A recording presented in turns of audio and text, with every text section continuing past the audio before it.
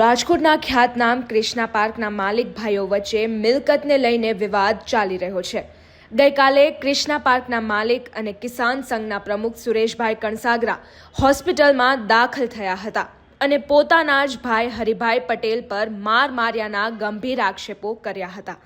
સુરેશભાઈના આ આક્ષેપ બાદ કોંગ્રેસ અગ્રણી હરિભાઈ પટેલે સીસીટીવી ફૂટેજ જાહેર કરીને આ આક્ષેપોનું ખંડન કર્યું હતું।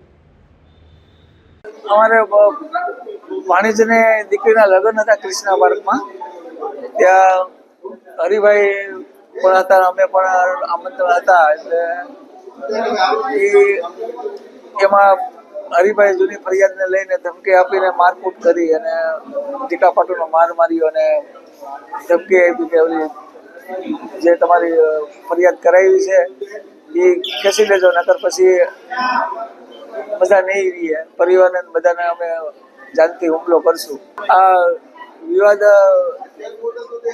છેલ્લા 3-4 મહિનાથી આ ચાલે છે, પણ એમાં કંઈ રિઝલ્ટ મળતું નથી ને કંઈ સહકાર આપતા નથી, તો આ પ્રોબ્લેમ થાય છે।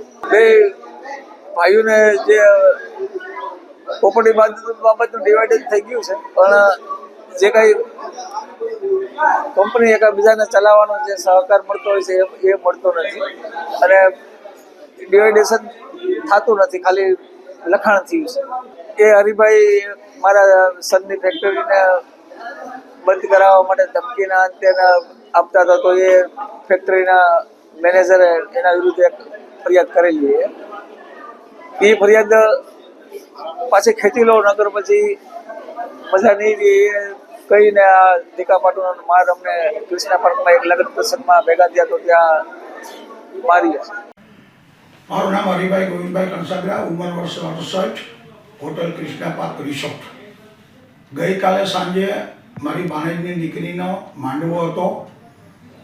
માંડવામાં સુરેશભાઈ એમના મિસિસ આવેલા, અમારું પણ કુટુંબ, સગાવાલા, બહેનો, દીકરીઓ, ભાણેજુ બધા હાજર હતા।